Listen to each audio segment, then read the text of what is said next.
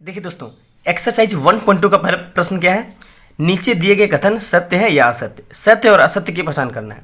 पहला है कि प्रत्येक अपरिमेय संख्या एक वास्तविक संख्या होती है, अर्थात इसका कहने का तात्पर्य है कि जितनी भी अपरिमेय संख्या होती है सभी के सभी वास्तविक संख्या होती है। तो यह कथन बिल्कुल सत्य होगा। कैसे? क्योंकि मैंने पीछे पढ़ा था कि वास्तविक संख्या ऐसी संख्या को कहते हैं जिसमें परिमेय संख्या और अपरिमेय संख्या दोनों आता है, अर्थात अपरिमेय और परिमेय संख्याओं के समूह को ही वास्तविक संख्या कहते हैं। इसका मतलब हो गया कि जितने भी परिमेय संख्या सारा वास्तविक संख्या होगा और जितने भी अपरिमेय संख्या वो भी वास्तविक संख्या होगा। और यहाँ भी कह रहा है कि प्रत्येक अपरिमेय संख्या एक वास्तविक संख्या होती है, तो यह कथन बिल्कुल सत्य होगा। दूसरा है संख्या रेखा पर का प्रत्येक बिंदु √m के रूप में होता है, जहाँ m एक प्राकृतिक संख्या है। तो प्राकृतिक संख्या किसे कहते हैं दोस्तों? वैसी संख्या जो 1 से शुरू होती है, 1, 2, 3, 4 और अनंत तक जाती है, प्राकृतिक संख्या कहते हैं। और बोल रहा है कि संख्या रेखा का प्रत्येक बिंदु √m के रूप में होता है। तो संख्या रेखा ये मान लीजिए एक संख्या है, रेखा है, ये एक रेखा हो गया। इसमें 1 यहाँ बीच में 0 मान लेते हैं, इधर पॉजिटिव की ओर 1, 2, 3, 4 बढ़ता जाएगा और इधर -1, -2 बढ़ता जाएगा। अब यहाँ बोल रहा है कि संख्या रेखा का प्रत्येक बिंदु √m के रूप में होता है। तो √m का मतलब हो गया कि √1 अर्थात 1, √2, √3, √4 का मतलब हो गया कि 2। तो संख्या रेखा पर जो बिंदु हो गया √ के साथ साथ कुछ अन्य संख्या में भी होता है, जैसे पूर्ण संख्या में भी होता है, जैसे 1, फिर हो गया 2, फिर हो जाएगा 4, 3, जिसका पूर्ण वर्गमूल निकलता है, तो सब के रूप में होता है। √ के साथ साथ अन्य रूप में भी हम संख्या रेखा पर संख्याओं को दर्शा सकते हैं। तो यह कथन बिल्कुल गलत हो जाएगा, क्योंकि संख्या रेखा पर जो बिंदु होती है उसे केवल √m के रूप में नहीं होता है, इसके अलावा अन्य रूप में भी उसको हम लिख सकते हैं, जैसे 1, 2, 3 भी लिख सकते हैं और √1, √2, √3 भी लिख सकते हैं, ऐसे करके। ठीक है। तीसरा है कि प्रत्येक वास्तविक संख्या एक अपरिमेय संख्या होती है। तो अभी मैंने देखा था कि वास्तविक संख्या में परिमेय और अपरिमेय दोनों संख्याएं होती है, और यहाँ बोल रहा है कि प्रत्येक वास्तविक संख्या केवल अपरिमेय संख्या होती है। तो भी कथन गलत हो जाएगा, क्योंकि वास्तविक संख्या में परिमेय और अपरिमेय दोनों संख्याएं आती है। पहला कथन में बोला था कि प्रत्येक अपरिमेय संख्या वास्तविक संख्या आती है, तो सही होगा, क्योंकि वास्तविक संख्या में परिमेय और अपरिमेय दोनों संख्याएं आती है। लेकिन यह उल्टा बोल रहा है कि जितने भी वास्तविक संख्या होती है सभी अपरिमेय होगी, तो यह तो गलत हो जाएगा, क्योंकि वास्तविक संख्या में केवल अपरिमेय ही नहीं बल्कि परिमेय संख्या ही भी आती है। ठीक है, पहला प्रश्न। अब दूसरा देखते हैं। देखिए दूसरा प्रश्न क्या है कि क्या सभी धनात्मक पूर्णांक के वर्गमूल अपरिमेय होते हैं। मतलब धनात्मक पूर्णांक का मतलब हो गया कि 1, 2, 3, 4 इधर धनात्मक की ओर बढ़ता जाएगा। तो बोल रहा है कि क्या सभी धनात्मक पूर्णांकों के वर्गमूल का मतलब हो गया 1 का वर्गमूल √1 बराबर 1, 2 का वर्गमूल √2 बराबर 2, 3 का वर्गमूल √3 बराबर 3। तो ये बोल रहा है कि क्या सभी धनात्मक पूर्णांकों के वर्गमूल अपरिमेय होते हैं। तो देखिए ये तो हो गया धनात्मक पूर्णांक के वर्गमूल, 1, 2, 3 सभी धनात्मक पूर्णांक के वर्गमूल है, तो सभी अपरिमेय आ रहा है क्या। 1 √1 का मान हो गया 1, परंतु √2 का मान 2 नहीं, √2 ही होगा। √3 का मान 3 नहीं, √3 ही होगा। √4 का मान कितना हो जाएगा, 2 हो जाएगा। मतलब जितने भी धनात्मक पूर्णांक हैं उसका यदि वर्गमूल निकालेंगे हम, तो परिमेय और अपरिमेय दोनों संख्याएं आ रही है। देखिए √1 का वर्गमूल 1 निकल रहा है जो परिमेय संख्या है, √2 का वर्गमूल √2 निकल रहा है जो अपरिमेय संख्या है, √3 का वर्गमूल √3 निकल रहा है जो अपरिमेय संख्या है, √4 का वर्गमूल 2 निकल रहा है जो परिमेय संख्या है। तो कहने का मतलब हो गया कि जितने भी धनात्मक पूर्णांक हैं यदि सभी के वर्गमूल निकालेंगे हम, तो उसमें परिमेय और अपरिमेय दोनों संख्याएं भी आएगी। और यहाँ बोल रहा है कि केवल अपरिमेय संख्या होगी, तो ये तो गलत हो जाएगा। यदि नहीं, बोल भी रहा है यदि नहीं, तो एक ऐसी संख्या के वर्गमूल का उदाहरण दीजिए जो एक परिमेय संख्या है। तो सिंपल सा उदाहरण है कि 1 का वर्गमूल 1 हो जाएगा जो एक परिमेय संख्या होगी, परंतु √2 का वर्गमूल √2 होगा जो अपरिमेय होगा, √3 का वर्गमूल भी √3 होगा जो अपरिमेय होगा, परंतु √4 का वर्गमूल 2 हो जाएगा जो परिमेय हो जाएगा। तो ये सब हम उदाहरण दे सकते हैं। यहाँ पर उदाहरण दीजिए जो एक परिमेय संख्या। इसका आंसर हो गया। कहने का तात्पर्य सीधा बोलेंगे हम कि क्या सभी धनात्मक पूर्णांकों के वर्गमूल अपरिमेय होते हैं, तो लिखेंगे बिल्कुल नहीं। सभी धनात्मक पूर्णांकों के वर्गमूल परिमेय संख्या के साथ साथ अपरिमेय संख्या होती है। ठीक है। और बोल रहा है कोई उदाहरण दीजिए इसे बताने के लिए, तो हम ये उदाहरण दे सकते हैं। ये दोनों परिमेय संख्या के उदाहरण है और ये अपरिमेय संख्या के उदाहरण है। ठीक है। अब अगला प्रश्न देखिए।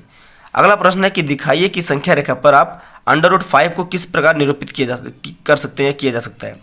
तो देखिए यदि इस प्रकार से √5, √3, √7, √8 मतलब अपरिमेय संख्या को संख्या रेखा पर दिखाना है, तो उसके लिए क्या करते हैं। इससे पहले हम समझ लेते हैं कि परिमेय संख्या को हम संख्या रेखा पर कैसे दर्शाते हैं। तो ये तो हो गया संख्या रेखा, इस पर हमको बीच में मान लेते हैं 0, और इधर धनात्मक होता है 1, 2, 3, 4, 5, 6 बढ़ता जाएगा, इधर ऋणात्मक -1, -2, -3, -4 इधर बढ़ता जाएगा। तो यदि परिमेय संख्या को हमको संख्या रेखा पर दिखाना है, तो यहाँ सिंपल सा मान लीजिए 2 को दिखाना है, तो तो 2 क्या गोल कर देंगे, दिखा देंगे। 3 -3 को दिखाना है तो -3 यहाँ पर है, तो ये परिमेय संख्या हो गया। परंतु यदि हमको अपरिमेय संख्या जैसे √2, √3, √5, यदि अपरिमेय संख्याओं को संख्या रेखा पर दिखाना है तो उसके लिए क्या करेंगे, तो जो अपरिमेय संख्या दिया रहता है, जैसे यहाँ दिया √5 को संख्या रेखा पर दिखाने के लिए, तो इसको क्या करेंगे √a² + b² के रूप में तोड़ देंगे। √5 को ही √a² + b² के रूप में तोड़ देंगे। तो ऐसा कैसे होगा, यदि इसको हम करेंगे √2² + √1², तब 2 का स्क्वायर 4, 1 का स्क्वायर 1 = 5 हो जाएगा। जैसे हो जाएगा 2 का स्क्वायर 4 और 1 का स्क्वायर 1, तब ना होगा 5। तो इसको हम इस रूप में तोड़ देंगे, 2 का स्क्वायर + 1 का स्क्वायर। उसके बाद क्या करेंगे, हम संख्या रेखा एक खींच लेंगे। मान लीजिए संख्या रेखा हम यहाँ खींच दिए, ठीक है, बीच में मान लेते हैं कोई 0 पॉइंट। अब यहाँ देखिए 2 और 1 दोनों धनात्मक संख्या है, तो धनात्मक संख्या की ओर बढ़ेंगे। तो इधर से आप आधार के रूप में आप 1 यूनिट, 2 और 1 में कोई एक लिख सकते हैं। यहाँ देखिए हम तोड़ें 2 और 1 में, 2 का स्क्वायर 1 का स्क्वायर, तो इधर आधार के रूप में आप 2 या तो 1 यूनिट कोई भी ले सकते हैं। तो मान लीजिए हम यहाँ से ले लिए 2 का यूनिट, ठीक है, 2 का यूनिट लिए।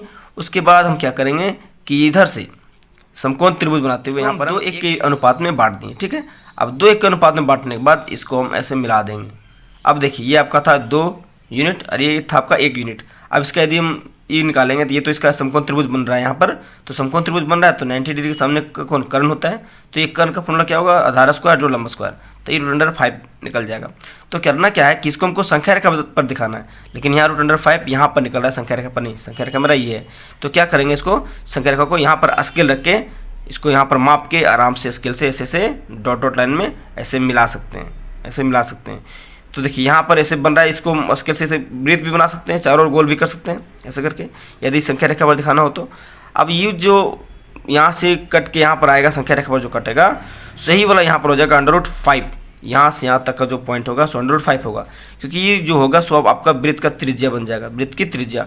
तो वृत्त की त्रिज्या सभी जगह बराबर होती है, यहाँ रहे, यहाँ रहे, यहाँ रहे, यहाँ रहे, कहीं भी रहे, सब जगह बराबर होती है। तो ये आपका √5, तो ये भी √5, तो संख्या रेखा पर √5 यहाँ दिख जाएगा, ठीक है। तो ये आपको तो एग्जाम में आने वाला नहीं है, क्योंकि संख्या रेखा पर दर्शाना है, वहाँ तो ऑब्जेक्टिव आएगा। फिर भी आप समझ लेना है कि यदि अपरिमेय संख्या को संख्या रेखा पर दिखाना है तो उसको इस रूप में तोड़ लेंगे, √a², ये हो गया संख्या रेखा पर। इस तरह से एग्जाम में आने वाला नहीं है, क्योंकि आप लोग का एग्जाम ऑब्जेक्टिव होगा, ठीक है। तो इसमें टेंशन लेने की कोई जरूरत नहीं है। अब आते हैं नेक्स्ट प्रश्न पर। अगला क्वेश्चन जो है सो प्रैक्टिकल है, इसको बनाने की जरूरत नहीं है। हम अगले एक्सरसाइज पर आते हैं, एक्सरसाइज 1.3 पर। देखिए दोस्तों, एक्सरसाइज 1.3 में क्या है कि निम्नलिखित भिन्नों को दशमलव रूप में लिखिए और बताइए कि प्रत्येक का दशमलव प्रसार किस प्रकार का है। तो दशमलव प्रसार जो हो गया, दशमलव प्रसार वह 2 रूप में होता है, एक होता है शांत और एक होता है अशांत, मतलब शांत आवृत्ति और अशांत आवृत्ति। तो इसमें से चेक करना है कौन शांत होगा कौन अशांत होगा। तो शांत और अशांत का मतलब क्या हो गया कि यदि हम किसी भिन्न को से मान लीजिए 2/5 है और एक और मान लेते हैं 2/7 है, या कोई भी 2 भिन्न है। अब इसको हम भाग देते हैं, 5 से 2 को भाग देते हैं, तो जा तो नहीं रहा है, तो यहाँ दशमलव बैठाएंगे, इसके बदले 0 बैठेगा, तो 5 चौका 20, ये पूरी कट गया और यहाँ पर ये शांत हो गया, आगे नहीं बढ़ रहा है, तो ये हो जाएगा मेरा शांत दशमलव। अब इसको यदि भाग देते हैं हम 7 से 2 को, जा तो नहीं रहा, तो डेसिमल बैठाएंगे 0, तो 7 दूना 14, तो फिर यहाँ बचेगा 6, फिर डेसिमल दे दिए 0, फिर 7 8 56, फिर 4 0 7 5 35, फिर 5 0 7 49, फिर 1 0 7 का 7, फिर 3 0, ये बढ़ता जा रहा है देख रहे हैं आप, फिर 7 चौके 28, फिर 2 0, फिर देखिए 2 0 ये फिर आ गया, फिर 7 दूना 14। अब यहाँ से क्या होगा कि रिपीटिंग आ जाएगा, ये फिर से रिपीट होने लगेगा। तो ये देखिए जो भिन्न भाग देने पर शांत हो ही नहीं रहा है, बस बढ़ता जा रहा है। और फिर यहाँ से रिपीटिंग देखिए, फिर आएगा 2, फिर 8, फिर 5, फिर 7, फिर 1, फिर 4, फिर 2, फिर 8, फिर 5 7, मतलब ये बढ़ता जाएगा। अशांत मतलब की है, या बढ़ता शांत तो हो गए, कभी कटेगा ही नहीं पूरी, तो ये हो जाएगा आपका अशांत आवृत्ति। ये शांत, ये अशांत आवृत्ति। मगर एग्जाम में तो इतना भाग देख के दिखेंगे हम नहीं, क्योंकि ऑब्जेक्टिव एग्जाम है। तो करना क्या है, शांत और अशांत आवृत्ति पहचानने के लिए सबसे पहले इसको बोल क्या रहा है कि निम्नलिखित भिन्नों को दशमलव रूप में लिखिए। तो पहले हम दशमलव रूप में लिख लेते हैं, 36/100, तो इसका कितना हो जाएगा 0.36। आप इसको 100 से भाग दीजिए, देखिए 100 से हम भाग देते हैं 36 को, तो बैठेगा 0, उसके बदले 0, फिर 100 या 300, फिर 60 उतरेगा, फिर 10 डेसिमल 0 बैठेगा, फिर 100 छक 600 कट गया, पूरी कट गया, तो ये हो जाएगा शांत आवृत्ति। क्या हो जाएगा, शांत आवृत्ति। मतलब भाग देना, यदि पूरी कट गया तो वह शांत, और पूरी नहीं कटा, इस तरह से रिपीटिंग आते गया तो वह शांत आवृत्ति। मगर एग्जाम में इससे भी शॉर्ट कैसे बनाएंगे, इसका हर देखिए कितना है 100। अब 100 का क्या करेंगे हम, इसका हम गुणनखंड कर देंगे। जैसे देखिए 2000 है 50 बार में, फिर 2000 है 25 बार में, फिर 5000 है 5 बार में, फिर 5000 है 1 बार में। मतलब इसमें केवल 2 और 5 का घात आया। देखिए इसका आया 2 का घात 2 और 5 का घात 2, इस तरह में आया। तो यदि नीचे वाला हर जो हो गया सो केवल 2 और 5 की घात में आए, केवल 2 और 5 की घात में, 2 और 5 के अलावा कोई अन्य आना ही नहीं चाहिए, जैसे 3, 7, 9 ये सब आना ही नहीं चाहिए, केवल 2 और 5 है। यदि इसको गुणनखंड करें हर को हम और घात केवल 2 और 5 में आ रहा है तो वह उसका दशमलव प्रसार शांत होगा। यदि 2 और 5 के अलावा कोई भी अन्य इसमें ऐड हो जा रहा है, यदि यह 2 और 5 भी है और तीसरा भी कुछ आ रहा है 3 जैसे या 7 कुछ भी आ गया तो वह अशांत आवृत्ति। दूसरा देखिए क्या है 1/11। तो 1/11 का यदि गुणनखंड करते हैं हर का 11 का, तो 11 का गुणनखंड कीजिए, 1 से 2 से तो जा रहा है, 3 से भी नहीं जा रहा, सीधा 11 से जा रहा है। तो इसमें देखिए ना तो 2 आया ना तो 5 आया, सिर्फ 11 आया, तो हो जाएगा अशांत आवृत्ति।